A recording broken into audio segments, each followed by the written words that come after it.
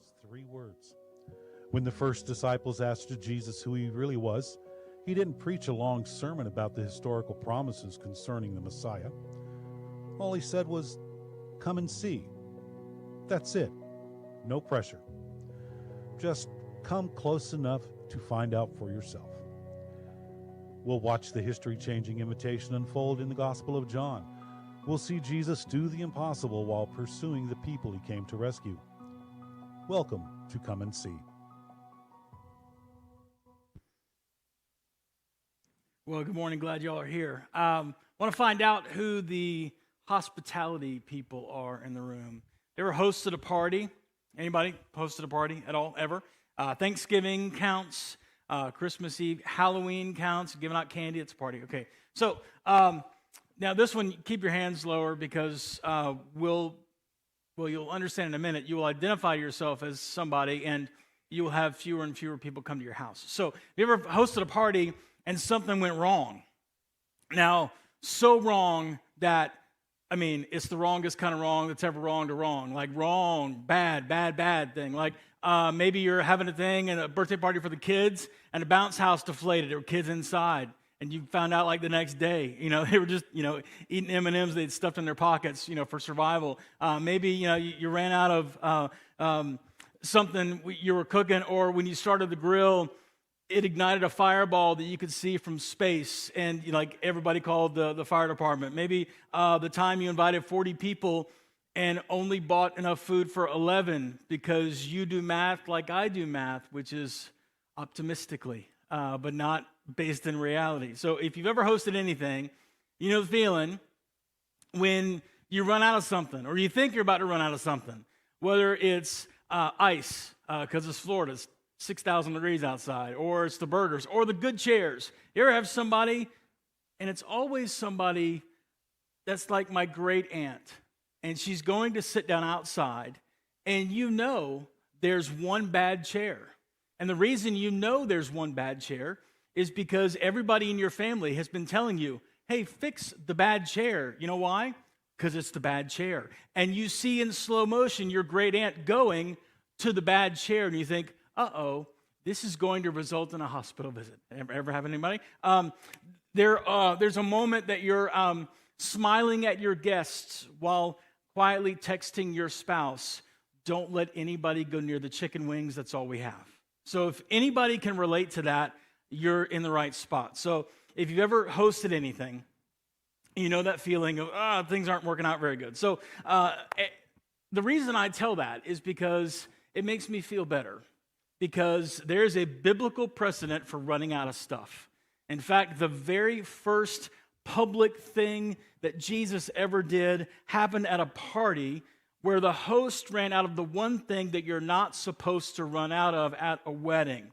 So maybe you're new here, maybe it's your first day, maybe somebody dragged you here today with promises of brunch afterward. First of all, welcome, hold them to the brunch. Secondly, you might assume that Jesus' opening move might be something dramatic, it might be something religious, with an arena full of people, everybody paying attention, super spiritual and all that stuff. That's not at all what happened. According to John, one of Jesus' closest friends who wrote down everything that Jesus said and did that was really meaningful, Jesus' first public act was attending a wedding reception in a village so small that archaeologists still argue today about where it actually was.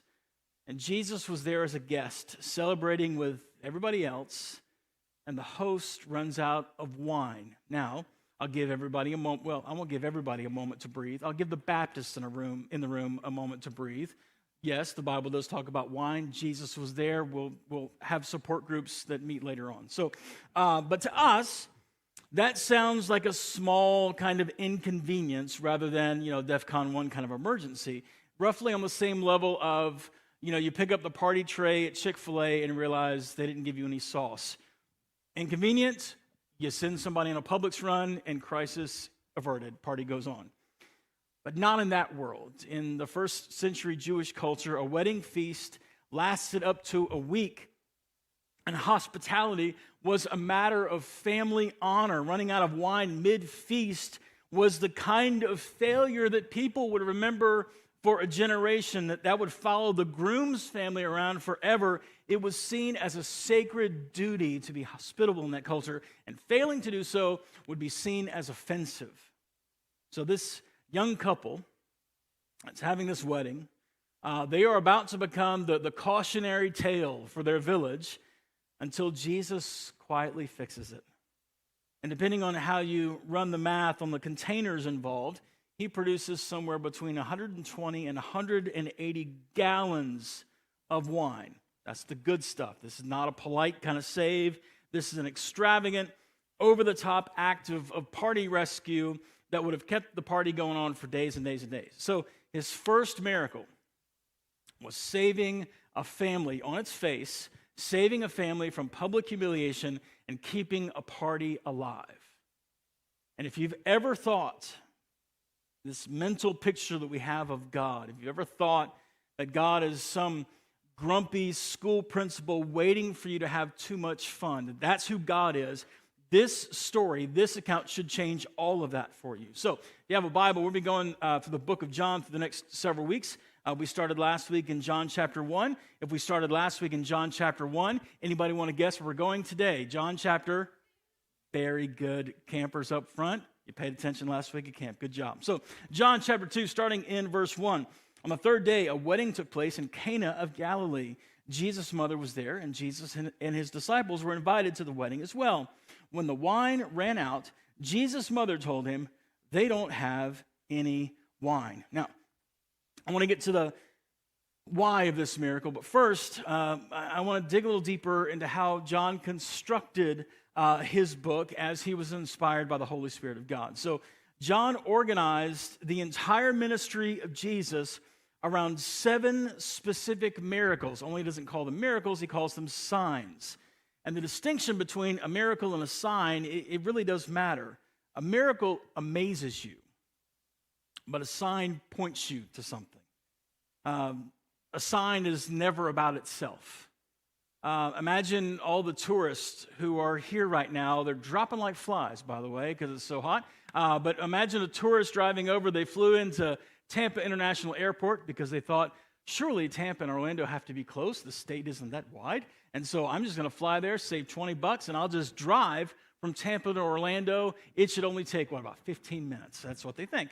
And so they're driving down the road, and they see a sign that says, Orlando, 12 miles.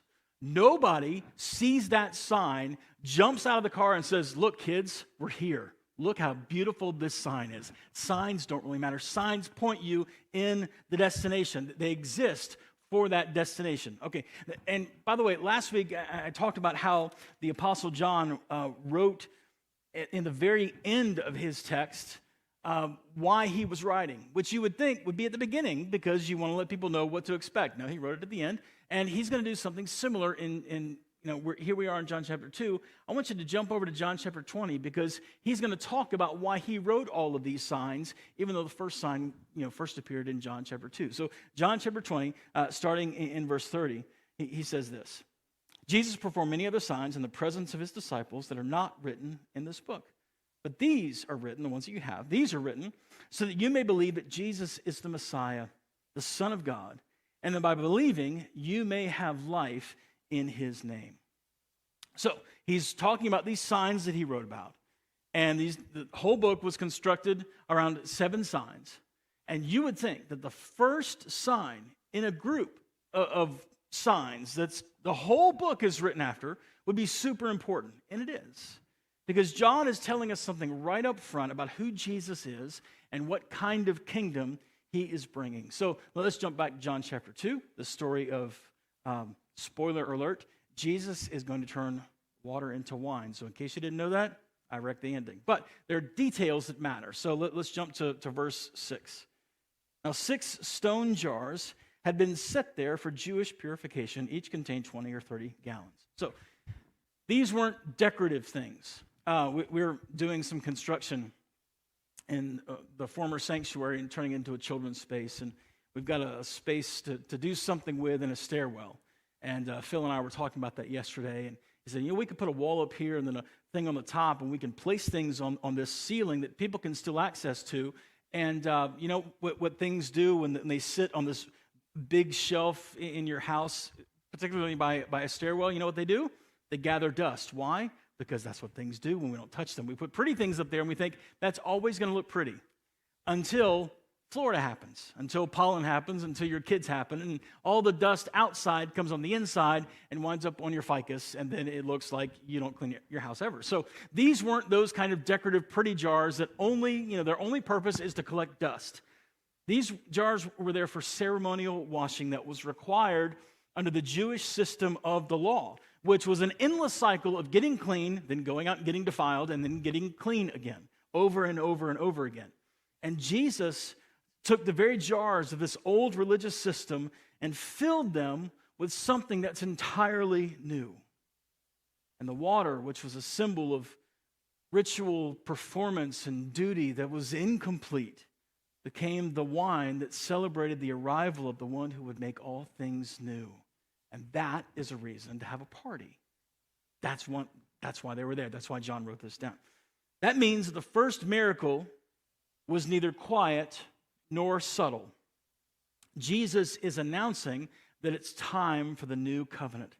The old system that had been faithfully filling these washing jars over and over again for centuries, they're there. They're there for you to do what you got to do so that you can make things right with God temporarily until you mess up again, and that's just what they did.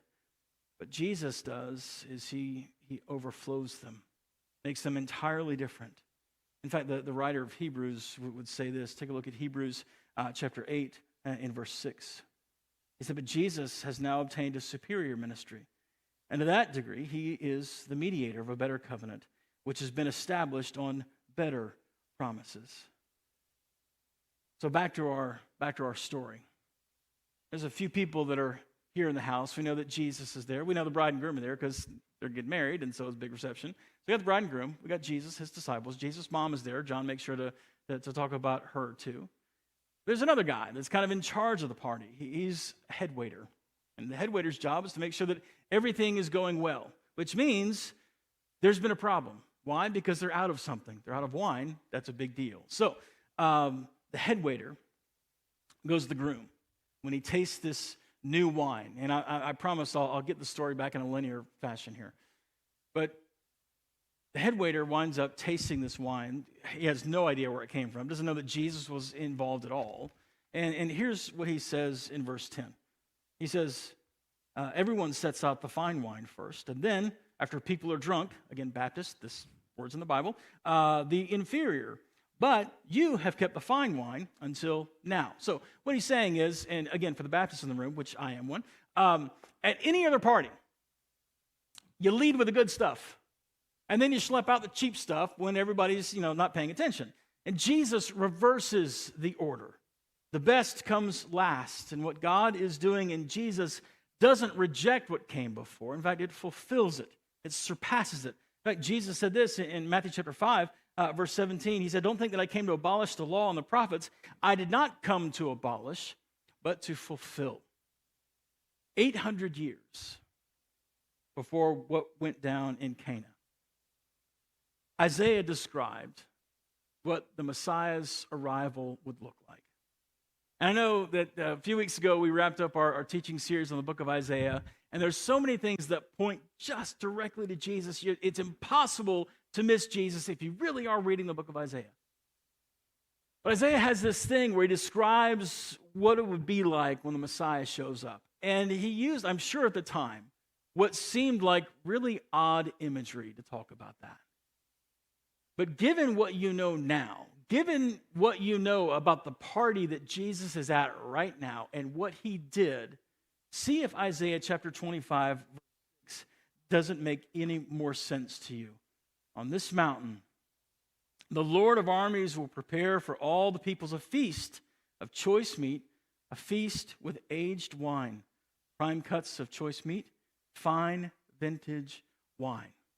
Now, so when Jesus shows up at this wedding and makes 150 gallons of the finest wine that anybody had ever tasted, He is telling everybody, hey, what Isaiah was talking about way back then is happening right now. We don't have to look forward to the feast. The feast is starting right now. Now, there are a few things, now that we've kind of laid a theological groundwork for all this, there are a few things that I want to leave you with, because this story should matter to you. It should cause us to think differently and behave differently because we've encountered it. So the first of three things is this. Number one, Jesus goes where people are. Got to write that down. If you're a note taker, even if you're not a note taker, write it down. Borrow a Bible, borrow a pen, do whatever you got to do. Jesus goes where people are. So this is the thing that I want to spend some time on, because it's going to shape how we think about reaching people in the community that God has placed us in. We're going to talk about this over the next several months, by the way. But notice that Jesus didn't set up a booth at the temple and wait for the wedding guests to come to him. He didn't rent a meeting space and mail out flyers and hope for a good turnout on launch Sunday. No, he showed up where things were already happening, where real people were celebrating and dancing, and as it turns out, running out of things. And theologians have a word for this. We call it the incarnation. That's the doctrine that God took on flesh and entered into our world. And John already told us about this in chapter 1. If you were here last week, we looked at this in John chapter 1, verse 14. He said, the Word became flesh and dwelt among us. We observed his glory, the glory as the one and only Son from the Father, full of grace and truth. So there are a lot of people who treat God as if he's some sort of vending machine. And in order to get what you need from God, you go to where he is, and a lot of times we associate the church as where God is. Spoiler alert, God is everywhere. But we come here to be encouraged and equipped to go out there and point people to Jesus. But there are a lot of people who imagine that God is a bit like a vending machine. You go to where he is, and you push the right buttons, and out come the right blessings. That's not at all how God works. In fact, God went looking for the world. He didn't expect the world to come looking for him. He came to us, and that is the incarnation. In fact, Jesus said that was his role on earth. He said this in Luke chapter 19, verse 10, for the Son of Man has come to seek and save the lost. And seek is one of those leave where you are and go to where you're needed kind of words. And we see this pattern all throughout the Gospel of John. Jesus is very busy seeking. He goes to Cana. He goes to a place called Samaria, a place where respected rabbis avoided. He sat down next to a well with a woman that everybody else avoided. He goes to Bethany. He goes to the pool of Bethesda, where the sick and forgotten lay around in clumps of humanity, just waiting for their time to go. Jesus crossed every social and economic, geographic barrier of his day to show up to where people are. And then when the religious professionals complained about who Jesus was spending time with, when he was out busy seeking people, he had this to say in Matthew chapter 9, starting in verse 12. So when he heard this, he said, it is not those who are well who need a doctor, but those who are sick. And he tells these religious leaders, go and learn what this means. I desire mercy and not sacrifice. For I did not come to call the righteous, but sinners. And that's great.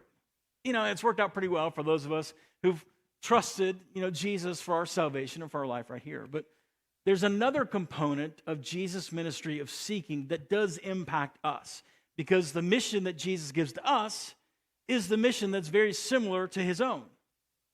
Because Jesus, this may surprise you, Jesus never said, build it and they will come.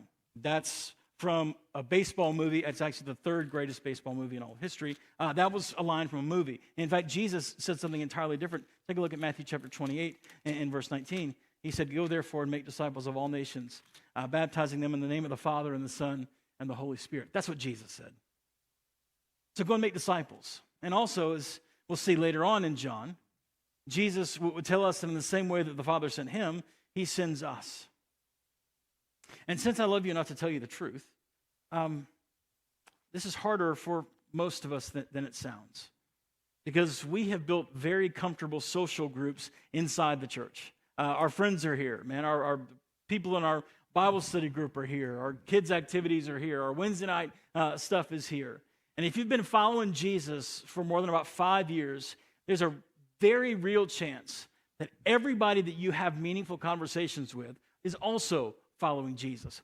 5 years, and it insulates you. And it's not a sin. It's not a sin at all. In fact, Christian community is both God's design and a gift from God, but it can also be a bit of a problem. And I'll get to the problem part in just a second. Let's take a look at Matthew chapter 5, starting in verse 14. Jesus said, "You're the light of the world. A city situated on a hill cannot be hidden. No one lights a lamp and puts it under a basket, but rather on a lampstand, and he gives light for all who are in the house. In the same way, let your light shine before others, so that they may see your good works and give glory to your Father in heaven." Now, I said that Christian community can be a problem. And it's a problem because you can't be salt if you never leave the shaker. You just can't. And a light that only illuminates other lights doesn't really produce more light. It's encouraging to the other lights, but it doesn't illuminate anything. Last week, I asked you to go out in the lobby. And by the way, it was chaos out in the lobby. It was great. But I asked you to write a person's name on a card, and as you walk out to the right, you can see there are some cards that are hanging on this thing in the lobby. And I asked you to write the name of somebody that you were praying for, one person, just their first name, just to write their name and hang it up there. And maybe it was the neighbor that you always bump into. The only time you see them is when you're dragging the trash can out. And I will tell you, it's difficult to have a conversation centered around trash. That's your only shared experience. And it's really difficult to have anything meaningful to say, "Hey, Bob, trash doesn't stink as much." I mean, it sounds terrible. There's nothing really good to have for that. So, but you're still praying for this person, and so figure out other things to talk about than trash. Maybe it's the coworker that you genuinely really like this person, but you haven't had a real conversation with them, since that Christmas party in 2019. Now, those people, they're probably not going to wander into this building just because they like what the sign says out front. So they need to encounter Jesus where they already are. And the primary delivery system that God has chosen for that encounter is, brace yourself, it's you. In fact, Paul made this really, really easy to understand. He wrote this in 2 Corinthians. I'll just read it from here. He said, 2 Corinthians 5:20, "Therefore, we are ambassadors for Christ, since God is making his appeal through us. We plead on Christ's behalf, be reconciled to God." It's up to us because ambassadors don't stay in their home country. They are deployed. And that's why over the next few months, our church is going to be building some intentional on-ramps into our community, maybe like a neighborhood event, partnerships with local schools, presence in places where people in Orlando actually spend time. And the theology underneath all of that is found right here in John chapter 2. Jesus went to a party in Cana because there were people there. We go where people are. That's number one. Number two, the second thing I want you to take away is that in Christ, in faith, we move first and see second. Move first and we see second. It comes from I think some of the most overlooked characters in this entire account back in John chapter 2. It's the servants. And so I'm going to pick up John chapter 2 starting in verse 4. So Mary has just told Jesus, "Hey, they don't have any more wine." Jesus' response is going to surprise you because if you've ever had a mother, this may seem a little harsh, but it's not. So Mary says, "We don't have any wine." Here's what happens next. "What has this concern of yours to do with me, woman?" Jesus asked. "My hour has not yet come." "Do whatever he tells you," his mother told the servants. Now, also, if you have a mother, you also know that that mother has every right to receive what you've said, completely ignore it, and move on. That is the gift, and that is the right. That's the birthright of all mothers. I receive it, I ignore it, and I'm going to do whatever I want to do anyway. So Mary, you can tell, she's a mom. And Mary hears Jesus, do whatever he tells you to do. All right, back to the text, verse 6. Now 6 stone water jars had been set there for Jewish purification. Each contained 20 or 30 gallons. Verse 7, fill the jars with water, Jesus told them. So they filled them to the brim. Then he said to them, now draw some out and take it to the head waiter. And they did. Now, These servants are the most surprising and faithful heroes in this story. Unless you dig in a little bit, you're going to miss it. So Mary has identified the problem. Jesus' first response, at least at first blush, seems like, not my problem. This is not yet, right? But Mary, who has spent 30 years watching this son and has a better idea of how God works than pretty much everybody else in the room except Jesus, turns to these servants and delivers the best 5 words of spiritual counsel in the entire Bible. Do whatever he tells you to do. Do whatever he tells you. Man, I'm telling you, if you're looking for a life verse, you could do a whole lot worse than that one. I'm telling you, print that out, stick it on the fridge. Do whatever he tells you. The servants had some work to get done. Don't miss the weight of this moment. These servants have to carry cups of what they knew as water to the head waiter.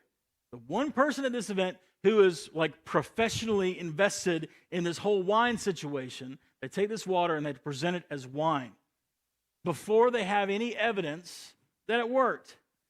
And if it goes sideways, they're the ones holding bath water at a wedding saying, here you go, you should give this to people.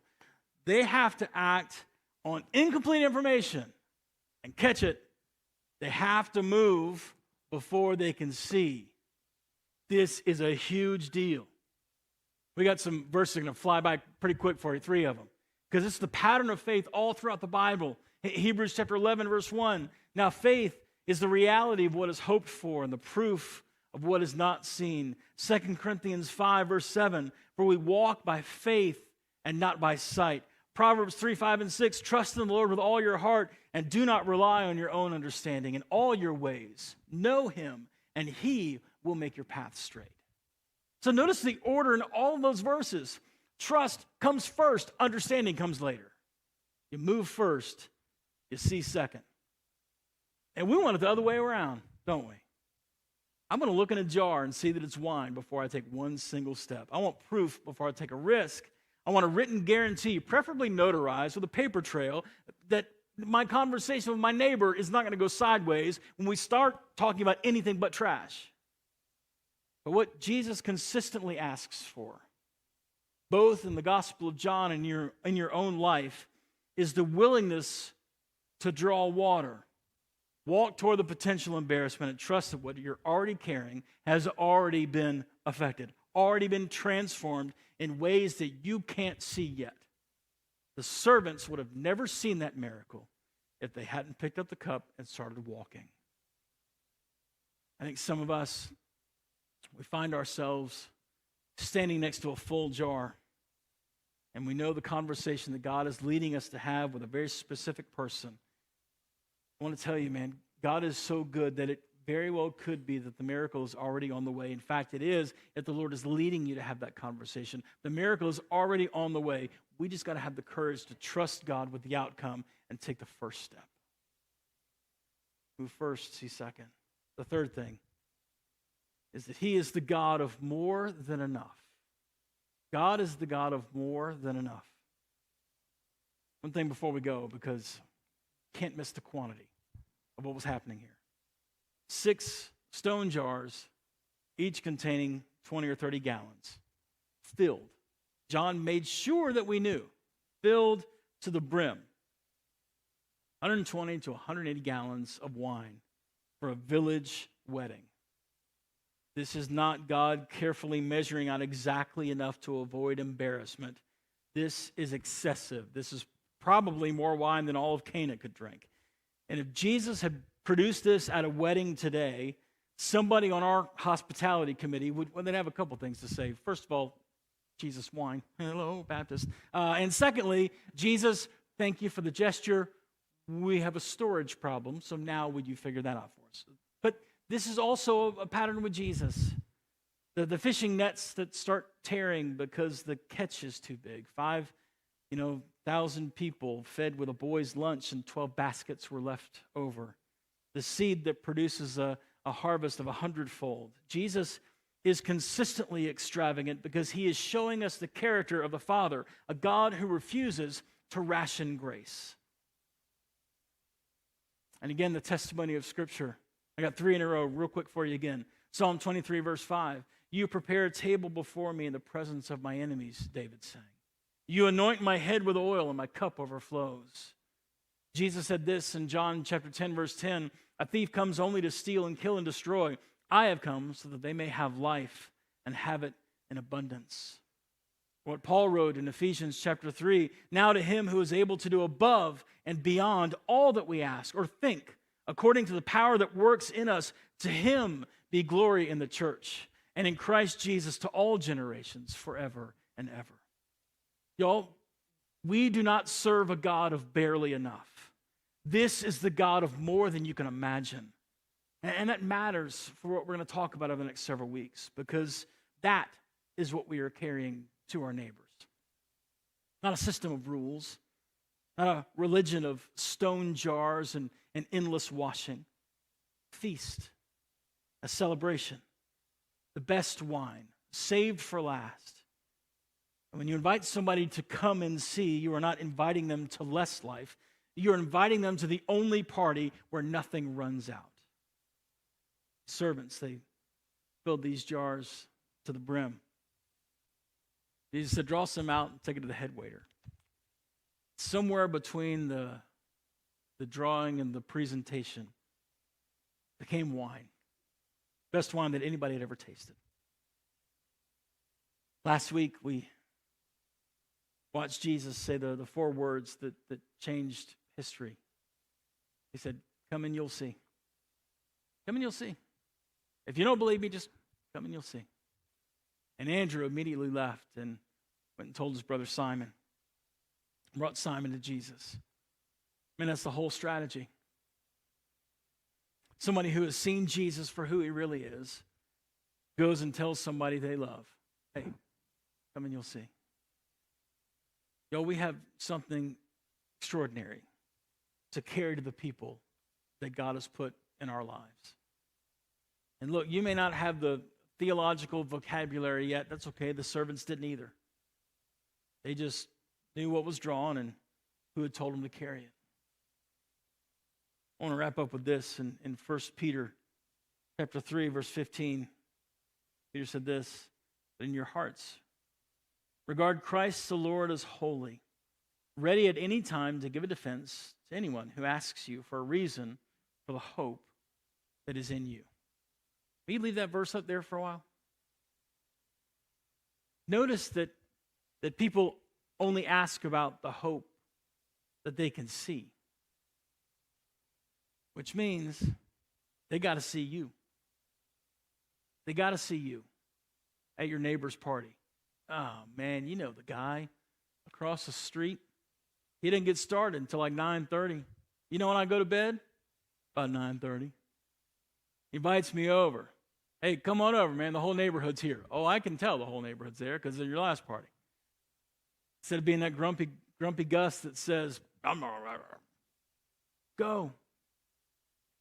Because people only respond to the hope they can see, which means you got to go. Go to your neighbor's house. Hang out on the sidelines at your kid's soccer game. Hang out in the break room. Talk to people that, and I know the last thing you want to do at work sometimes is to spend more time with people that you work with. I know this because I work with Phyllis. No, I'm just kidding. The last thing you want to do is spend more time with people. Sometimes, you're filling out your TPS reports and all that stuff, and the last thing you want to do is spend more time talking to people. You know what? For the sake of what the Lord has for you, the sake of what Jesus is going to do through you, spend some time with people. Have a conversation. Be where they are. That way people can see the hope that's in you. So your assignment this week, it's kind of the same thing from last week, but just one step further. You've been praying for someone in particular. Now go be present with that person. Don't preach at them. Don't stuff a gospel tract in their mailbox. Just show up where they already are, the way Jesus showed up in Cana. Watch what he does with what you carry. Fill the jars, draw it out, walk towards somebody, because people are everywhere. There are parties happening all around us. Our job is just to show up. Let's pray together.